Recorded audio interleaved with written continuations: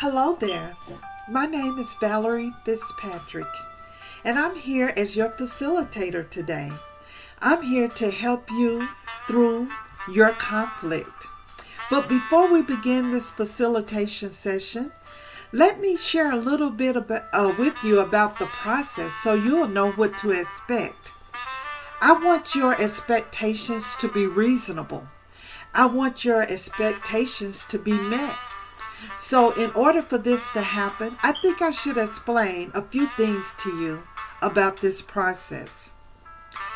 First, the problem. Many times when I come to conduct facilitation services, employees and many managers as well feel that the facilitator is an intruder.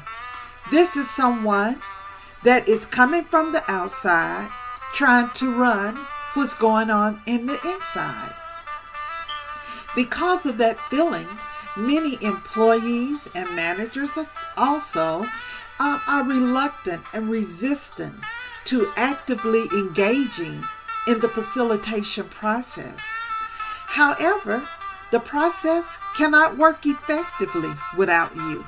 You are needed to engage, be active, make your voice be heard and counted. So, what can I do or say to you today before we start to make you feel more comfortable about fully engaging in the process? Well, I have 3 things that I would like to share with you. And please don't take offense. It'll help you understand the process.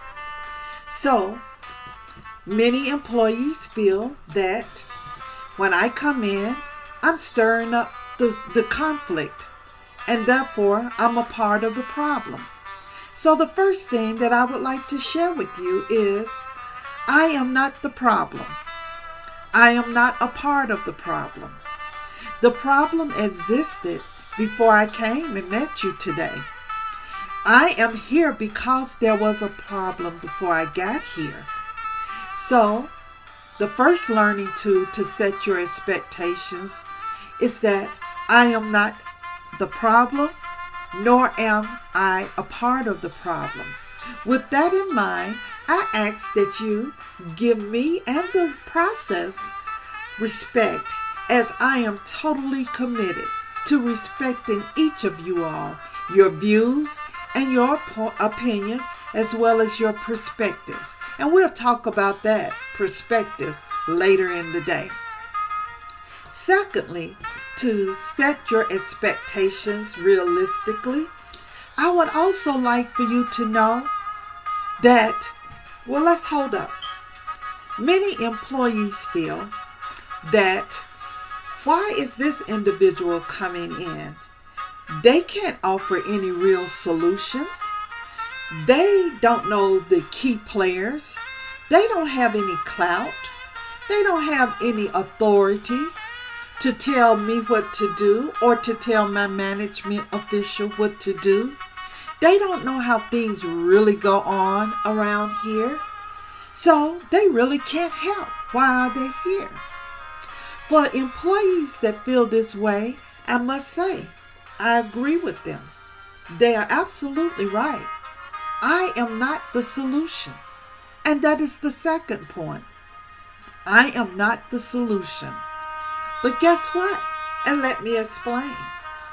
You are the solution. You are the solution and the resolution. And so, because of that, I need you to stay engaged. Be committed to speak your mind respectfully. Be committed to toil and find creative resolutions throughout the day and throughout this process. And let me say with you up front, it may not be easy, but you're professionals. And as professionals, you are duty bound to find a solution to the problem. Third, and finally, to set your expectations to be realistic today. Why am I here? If I am not the problem, and if I am not the solution, why am I here? Well, my dear friends, I would like for you to think of me as a helper, as a uniter, as a peacemaker, if you will. I would like to help you with communicating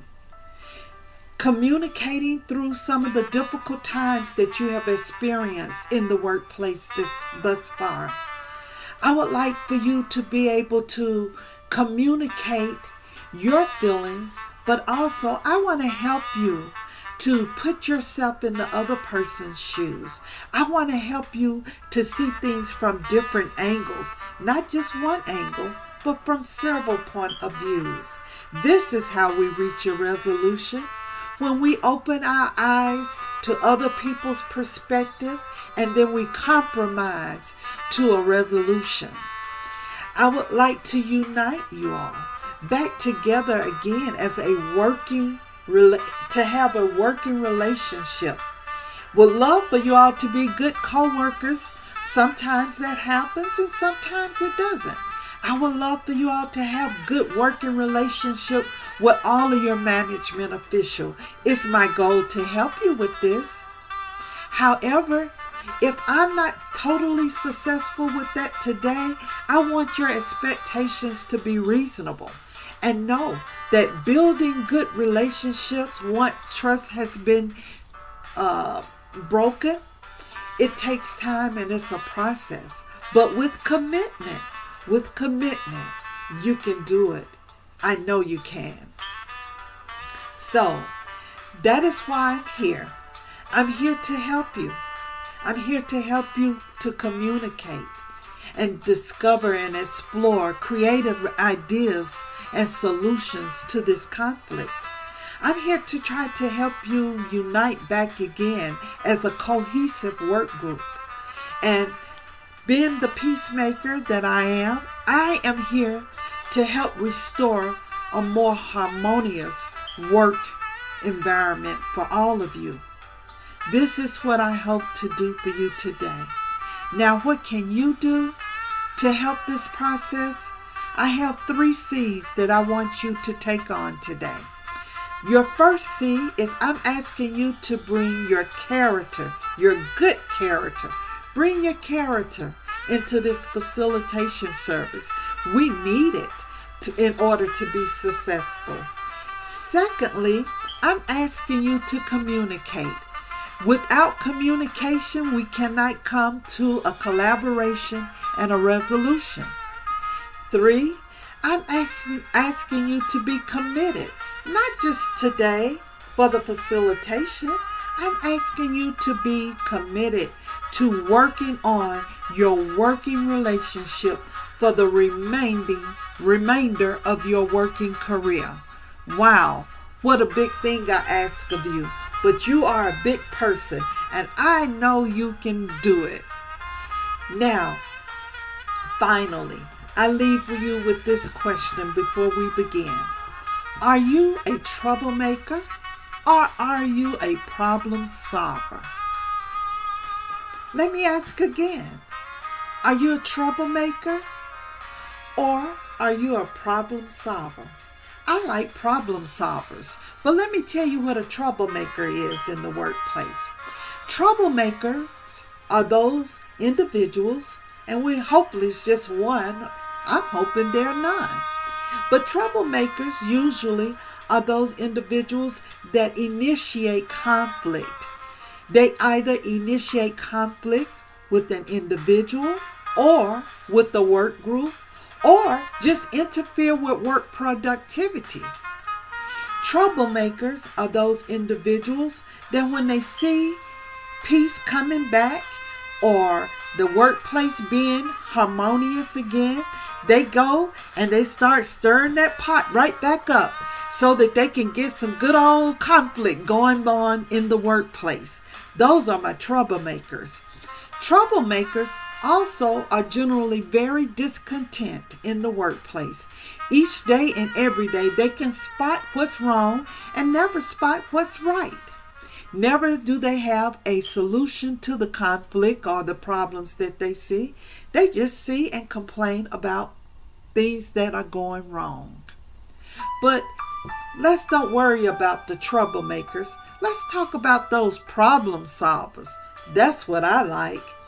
Problem solvers are those individuals who recognize when you come to work or just throughout life, you're going to experience hiccups in the road. But those problem solvers, they have a plan A, B, C, and sometimes they'll go to a plan D if needed. Problem solvers are those, as I stated, who know and realize that things are not going to run smoothly every day, but they're flexible. And they rally the team together, and they respect other views, and they see how can we come together to get a resolution to our problems. Problem solvers are often highly respected by co-workers and management officials as well. Problem solvers are those who often move on up and become your managers and your leaders within the agency. I want you to be a problem solver today. Impress me and make me proud. Do your hard work as I do my hard work. Together we can do it. I'm committed to the process. I'm committed to respecting you, respecting your ideas. I'm committed to giving it my all. And I ask that you give it your all too. Because today could be a great day if we work together, if we communicate, if we bring our character, our communication, and our commitment. This conflict will be resolved today. So without further delay, let's get in and let's get busy. We can do it. Work together. Let's get it. Let's go.